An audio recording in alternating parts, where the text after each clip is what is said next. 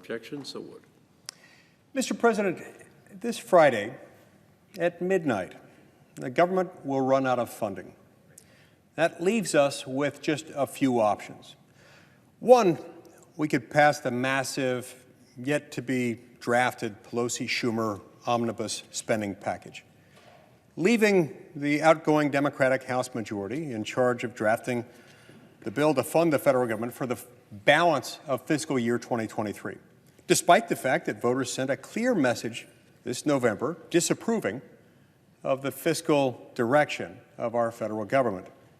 Two, we could, yet again, pass another short-term stopgap measure that just kicks the can down the road for one more week to allow more backroom negotiations to take place in secret. To be clear, this accomplishes nothing.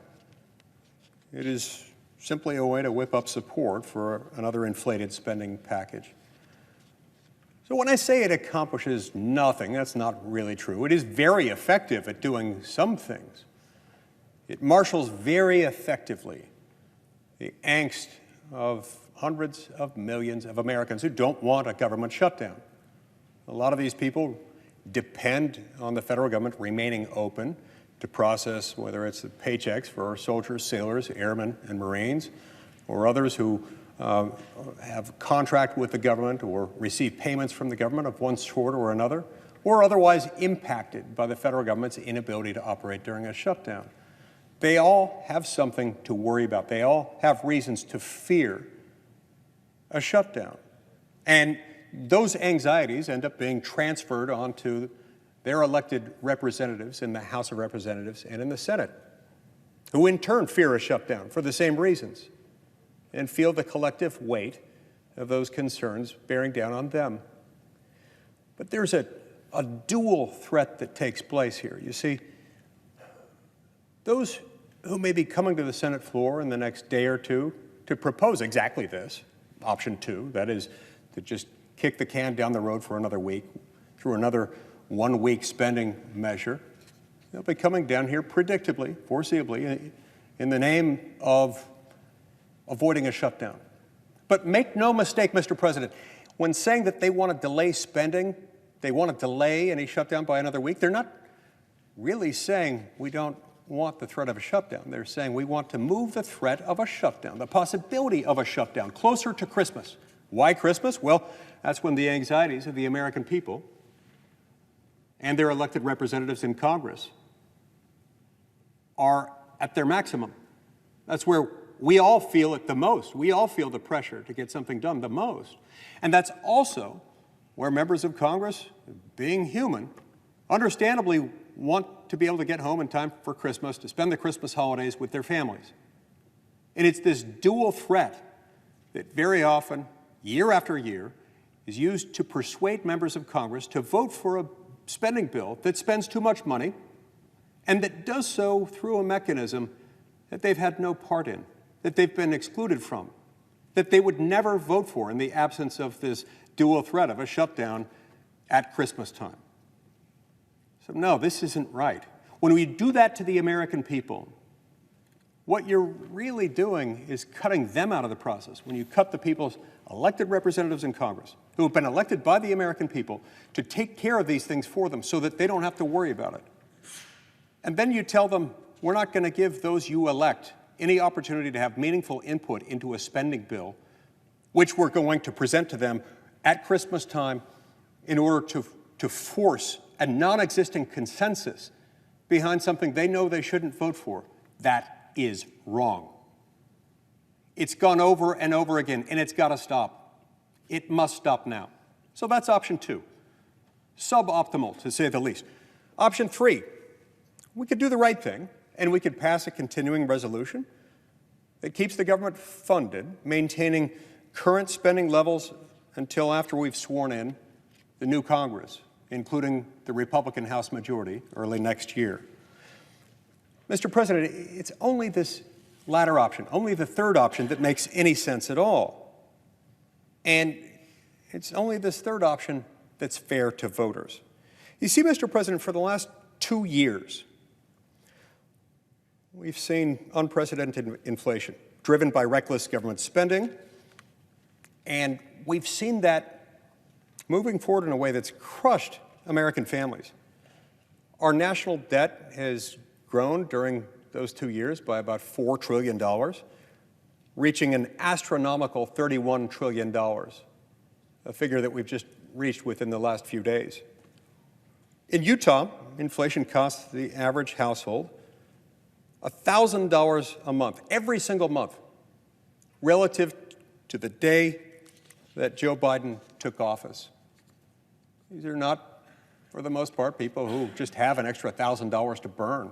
Nor is the extra $1,000 a month going toward luxury items. No, it's just groceries, housing, gasoline, health care, the basic things that the American people need in order to live.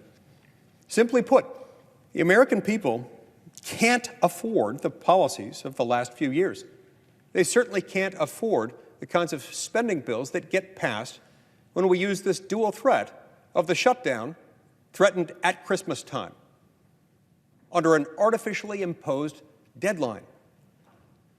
Unsurprisingly, American voters cast their votes, and in so doing, signaled that they want the government to go in a new direction. After listening to an exhaustive list of excuses from the Biden administration, blaming inflation on everything from the pandemic to Putin, the American people saw through the smoke and mirrors.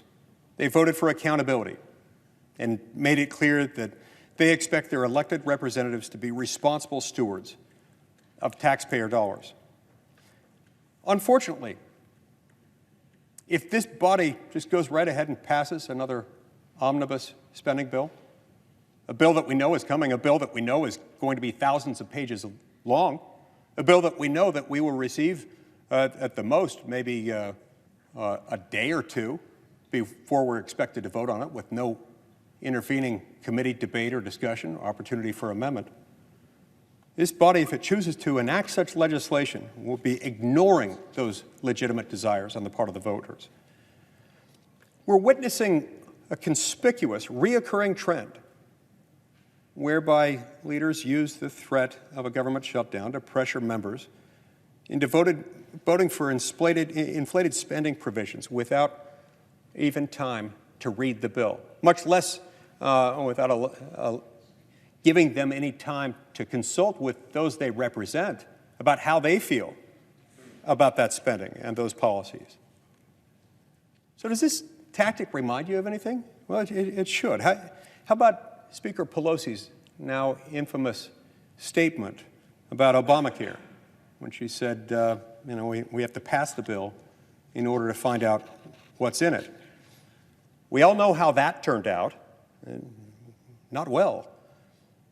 Like Obamacare, the resulting omnibus legislation that results from that kind of attitude, that kind of dismissive approach, dismissive not just of individual members, but of those they represent, always contains ideologically driven provisions utterly unrelated to the budget, many of which could never pass if they had to withstand the light of day, if they had to be voted on their own merits. We cannot, we must not, we should never use the threat of a government shutdown to force through policy changes that could never survive a vote on their own merits. Well, I believe we should pass, we must pass a clean, continuing resolution, one that will take us into the next Congress. Failure to do so will lock the remainder of this fiscal year into a pattern in which liberal policies and an inflationary spending agenda crammed through by unaccountable members of Congress, many of whom have just lost re-election or didn't seek it. All those things will descend upon the American people in a most unfavorable and unwelcomed way. We can't let that happen. I don't want to be any part of that. I don't think most of our colleagues on either side of the aisle do. Not only would it be poor form and unwise and inconsiderate and really unkind for Congress to pass a massive spending bill, but it would also be without precedent in modern U.S. history You know, Mr. President, since 1954, the party in control of the House of Representatives has shifted from one party to another a total of just 5 times since 1954. In exactly 0 of those instances did Congress go back after that election and during a lame duck session enact sweeping comprehensive spending legislation. Not one instance since 1954 has that happened. Not once has there been an instance where Congress did that before a newly elected House majority could be sworn in. We can pass a continuing resolution that doesn't include any of the new partisan agenda items that either side has proposed. It would keep the government running until the new Congress can develop a full-year discretionary budget, one that's agreeable to both sides, or at least has been adequately vetted on both sides, and with our constituents, with input from members of both political parties in both chambers of Congress. I urge my colleagues to support the passage of this short-term continuing resolution that maintains current spending levels until the new Congress takes office. Doing so will ensure that we listen to the people's voices and that the incoming House majority has the opportunity to make the spending decisions that are in the best interests of the American people. We owe them nothing less.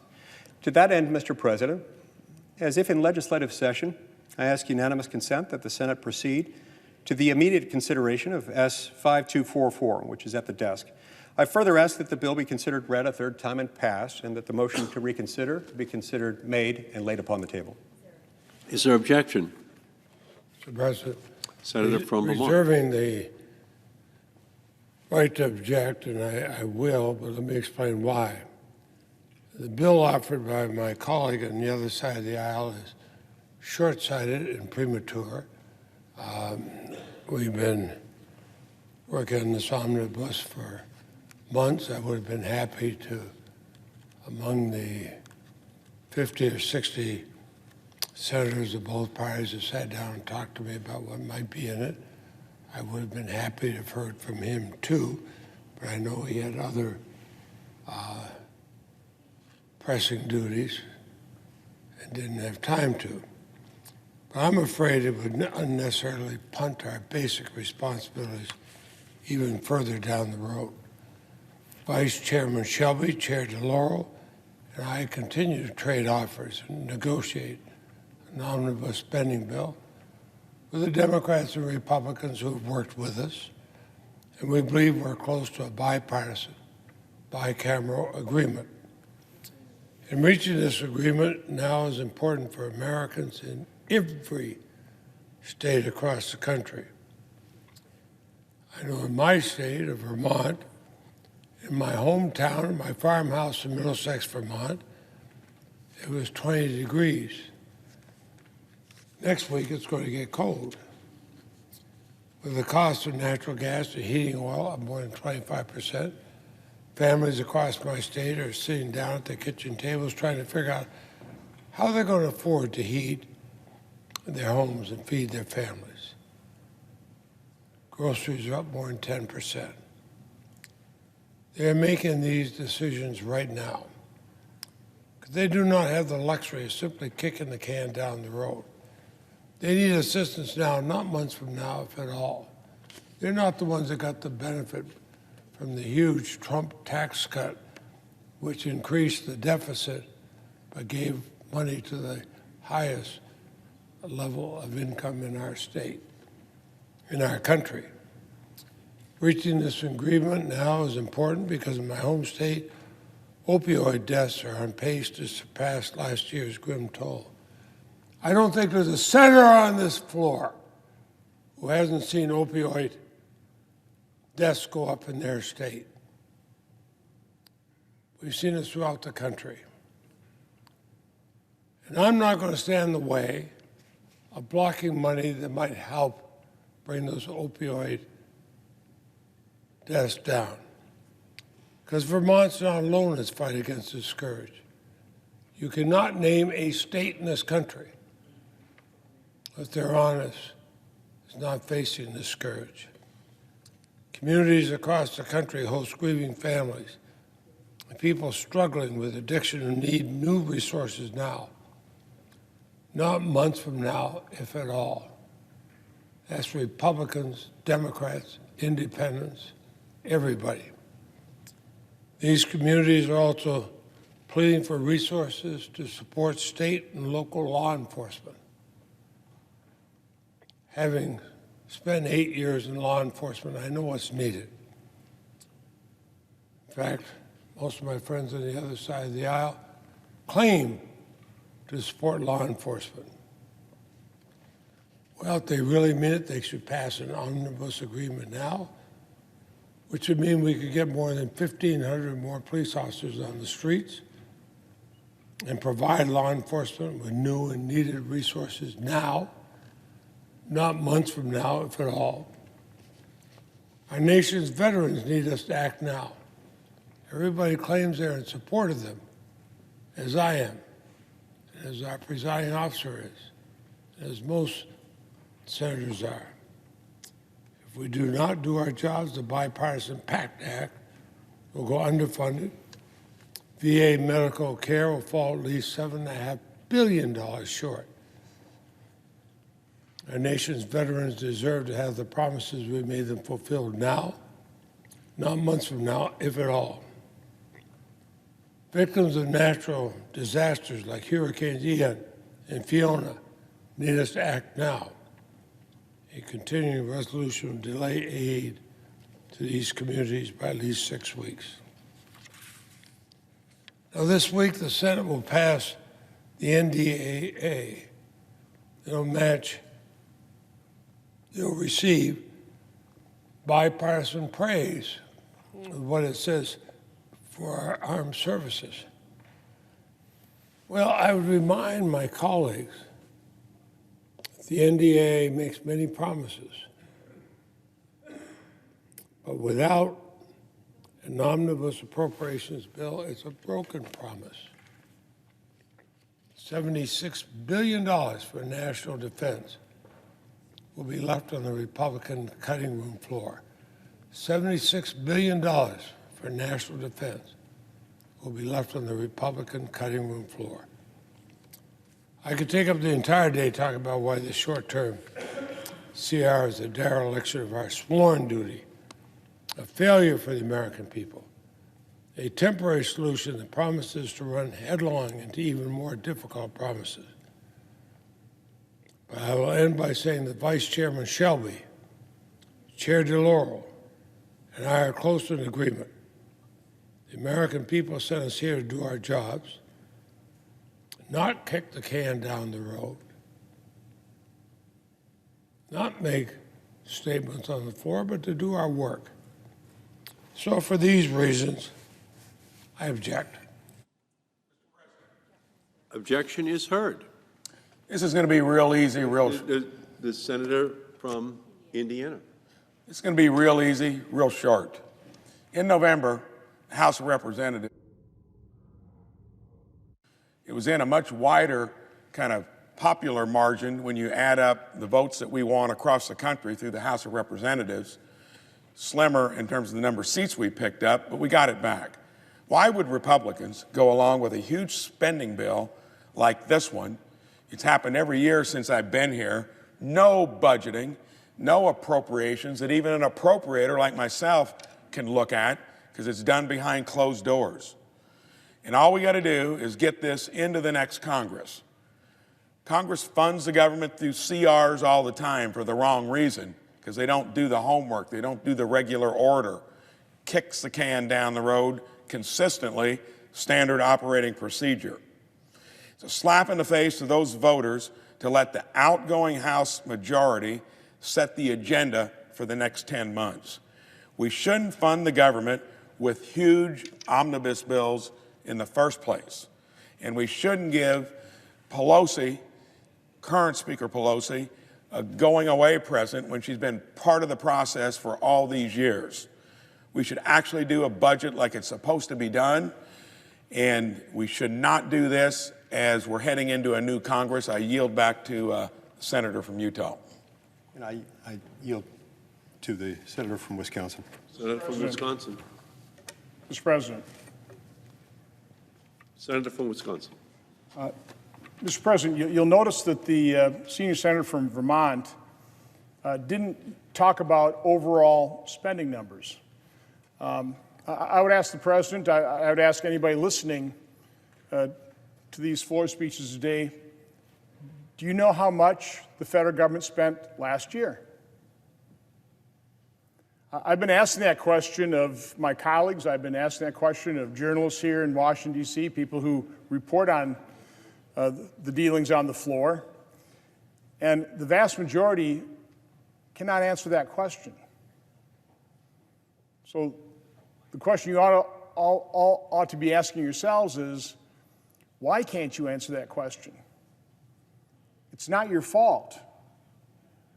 The reason nobody knows how much the federal government spent in total last year, virtually no one knows it, is we never talk about it.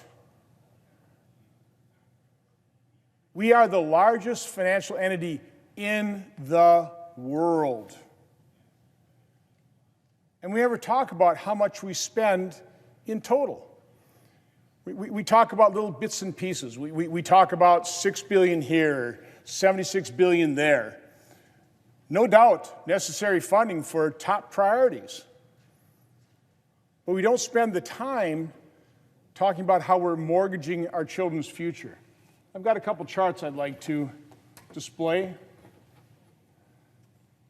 This first chart shows over 20 years of spending history, going back to the year 2002, when the federal government spent in total a little more than $2 trillion. If we would have just increased spending from that point by population growth and the rate of inflation, last year we would have spent a little under $3.8 trillion. If you go to the year 2008, when we spent just under $3 trillion, and once again just grew spending by population and inflation, last year we would have spent $4.4 trillion. If you go back to 2016, when we were spending $3.8 trillion, under $4 trillion, and grew that by just the rate of growth in the population, rate of inflation, last year we would have spent about $4.8 trillion. Instead, last year we spent $6.3 trillion. Now, I realize, and you can see on this chart, the last 3 years, spending was heavily impacted by COVID relief, close to $6 trillion worth. But in 2019, before the COVID pandemic, we spent about $4.4 trillion. I have another chart I'd like to put up here to puts this all in perspective. This breaks down spending between discretionary and mandatory plus interest, and then you have total outlays. Again, you look at 2019, total outlays $4.4 trillion. So because of COVID, the next year we spent additional $2.1 trillion, $6.5 trillion. 2021, $6.8 trillion. Last year, $6.3 trillion. Now, I heard President Biden say the pandemic is over. I think most of us have gotten back to our normal lives. That's a good thing. Why haven't we gone back to a normal spending level? I don't know exactly what the total spending will be for fiscal year 2023. I do know we're 2.5 months into the fiscal year. We have not brought up one appropriation bill on the floor of the Senate for debate, for amendments, not one. We're operating on a continuing resolution. I hear all the time these continuing resolutions, such a terrible way to do business. I agree. It shows the dysfunction, the complete dysfunction, which is leading to these out-of-control spending numbers. You would think now the pandemic's over, we would return to a more normal level of spending. Had we just grown the 2019 level by, again, the rate of population growth, the rate of inflation, we'd be spending about $4.8 trillion this year. But it appears, again, we don't know, but there are a couple of people negotiating this. The rest of us are completely outside of the process. We're going to have some massive omnibus spending bill dropped on our desks and expect to vote on it in a day or two, or maybe just hours. But it's going to be somewhere around $6 trillion. Have we literally just increased the baseline since the beginning of the pandemic by $1.6 trillion? That's a 36% increase. To also put this in perspective, again, had we grown this just by inflation and population growth, that'd be a reasonable way to put some kind of constraints on what we're spending. That'd be $4.8 trillion. Last year, the federal government raised in revenue $4.9 trillion. Again, I can't predict what revenue is going to be in 2023, but based on 2022 revenue, if we were only talking about $4.8 trillion, we would actually have a surplus, as opposed to a massive deficit almost guaranteed to be more than $1 trillion. Mr. President, my final point is, and I know Senator Scott also was in the business world, a number of senators have been. If we were looking at this as, let's say, a division that had a problem, had to spend a lot more money, a fire, some kind of real issue with the business where they had to dramatically increase spending over the last 2 or 3 years, but that spending issue had been resolved. And that division came to us having spent $4.4 million in 2019, and now that the problem's been resolved, now they want to spend $6 million. I can guarantee you we'd be looking for a lot more detail. We'd be spending a lot more time in terms of why in the world would we be increasing our base budget by 36% now that the danger of the problem is past. So in the business world, in the private sector where myself and Senator Scott came from, we would be spending a lot of time analyzing this. But here in Washington, D.C., the world's capital of dysfunction, of monetary and budgetary dysfunction, we don't even know what we're spending, and we're not even supposed to know, because the powers to be are negotiating some massive omnibus bill, and they're going to jam us up against the Christmas holidays and ask for up or down vote. That is outrageous. This process, this horribly broken, dysfunctional process must end, which is why I completely agree with Senator Leahy's amendment. Let's pass continuing resolution. As much as I hate them, as much as that signals dysfunction, it will allow us the time to actually take a look at, debate, question, why in the world are we talking about $6 trillion of spending when at most, looking back to 2019, growing that by inflation and population growth, we ought to be talking somewhere in the neighborhood of 4.8, certainly under 5 trillion, and maybe looking at the prospect for the first time in many, many years of balancing a budget. That's the attitude we ought to be taking. That's the debate we need to have. We need to have time for that debate, which is why I support Senator Leahy's amendment. Mr. President, I yield the floor. Senator from Florida. Mr. President, let me begin with a simple question. When are we going to say enough? The American people are saying it. Heck, even traditionally liberal mainstream news outlets are getting there. But here in Congress is nothing but business as usual.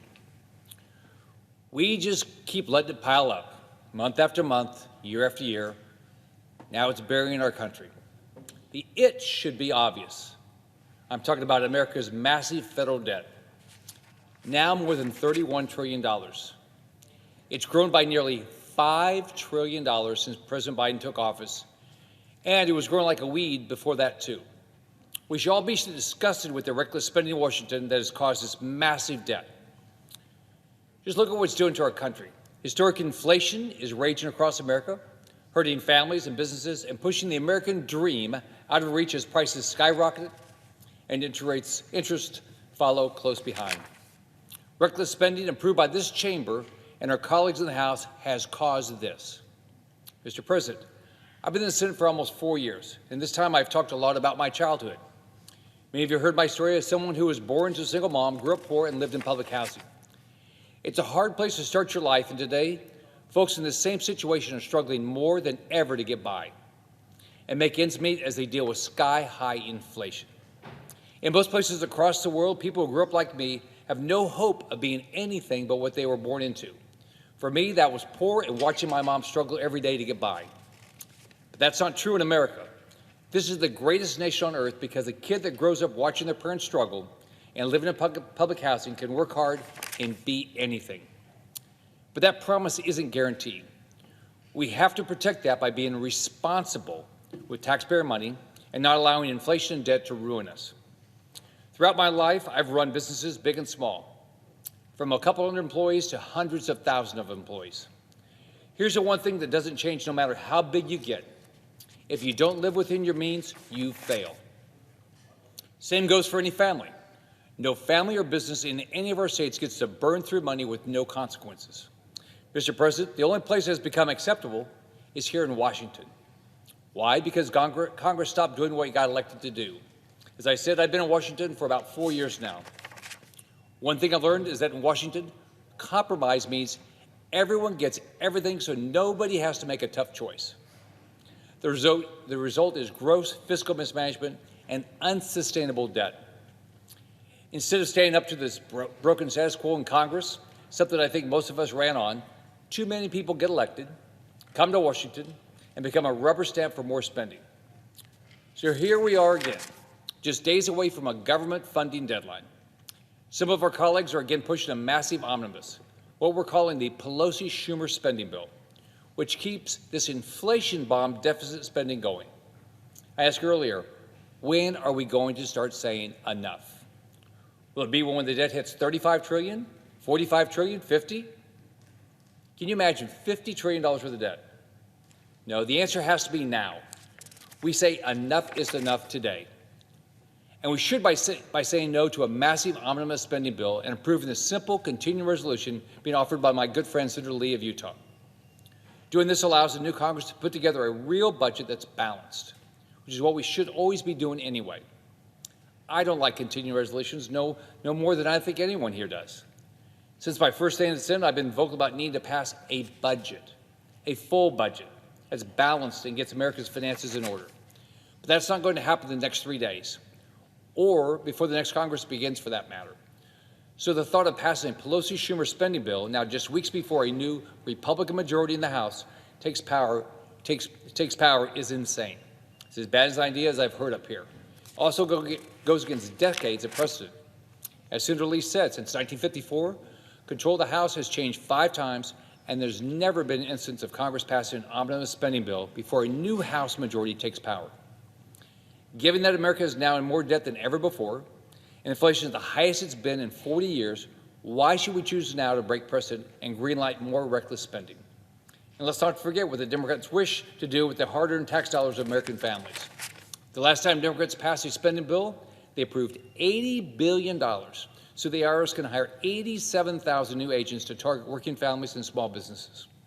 Worse still, Democrats are now forcing every American to report any transaction of $600 or more to the IRS, giving the federal government unprecedented access into the personal finances of American families. We can expect more of the same from them now. Maya Angelou was right when she said, when someone shows you who they are, believe them the first time. Now, we just heard what our Democrat colleagues are saying in objecting to this common sense solution to avoid a government shutdown. They're saying that our proposal will cut services.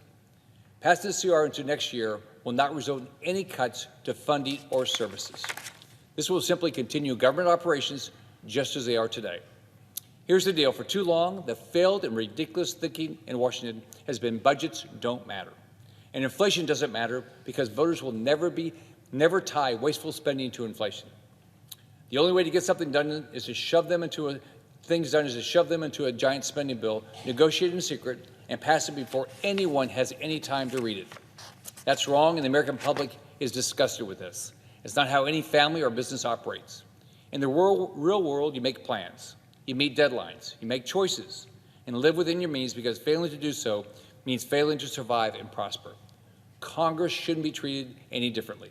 Congress has been broken and unaccountable for too long. Thank you, Mr. President. I yield the floor. From Utah. Mr. President, in closing this discussion, I just wanted to respond to a couple of points made by my friend and colleague, the distinguished senator from Vermont. Senator Leahy is someone I've really enjoyed working with throughout my 12 years in the Senate, and I will miss him when he's gone. I respectfully but very strongly disagree with his decision to object to this common sense approach toward avoiding a government shutdown. And I want to make clear just a few things. Number one, this continuing resolution is not preclusive of anything else he may want to do. It doesn't preclude anyone from still working to pass an omnibus. It rather provides a safety net so that Congress doesn't produce a government shutdown. And just as importantly, so that members don't feel coerced into this dual threat, having to navigate between the Scylla of a threatened shutdown and the Charybdis of people having to cancel their holiday plans with their families. That's what we're trying to avoid. So it's a false choice to say that this doesn't allow for anything else. That's just not true. Now, I disagree with him about his desire to pass an omnibus because that omnibus doesn't yet exist. There still isn't an agreement on it. The bill has yet to exist. It has yet to see the light of day, not only to the public, but to all but about 4 members of the United States Congress. So that's what I object to. But make no mistake, what we're proposing today, what we reasonably suggested today, would not preclude a subsequent omnibus. It would just take away the shutdown threat, which is exactly my point, which is exactly my concern. When we do this sort of thing, without speaking to anyone's subjective motives, I can't read other people's minds, but I do know that this pattern has been used before.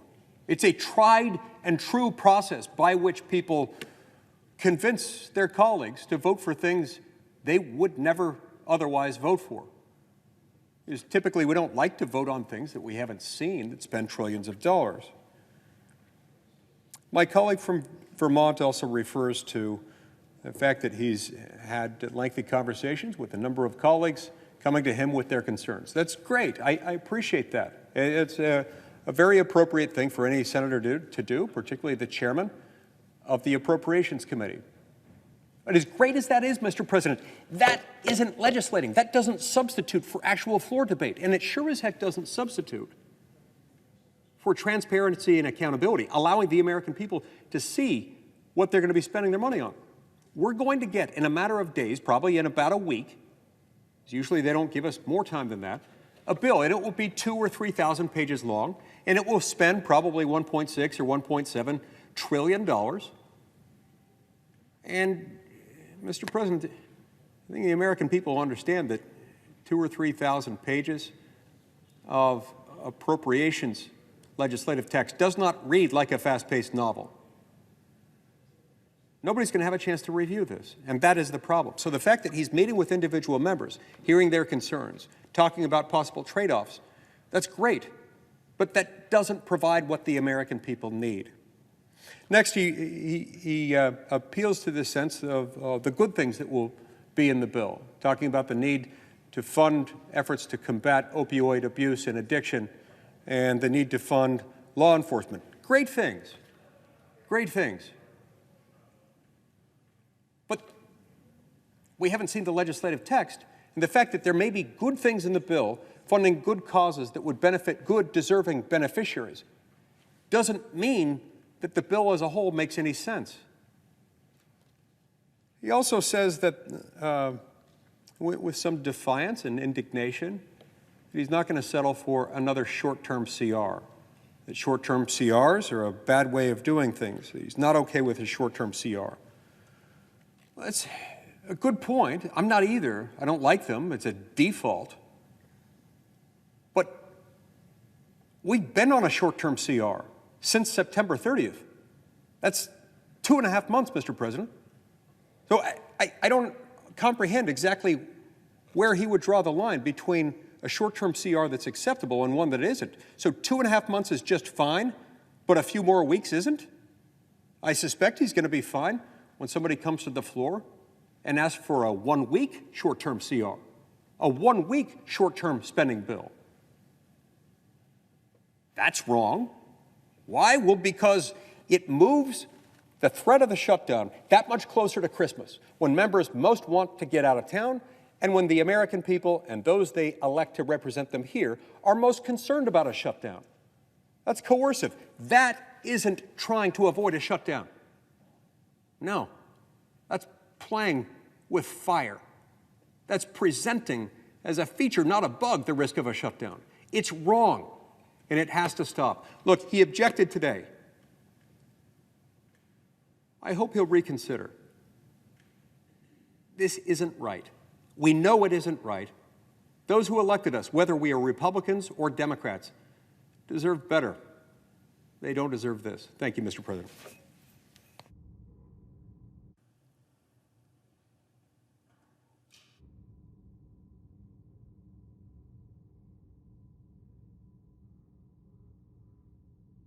President.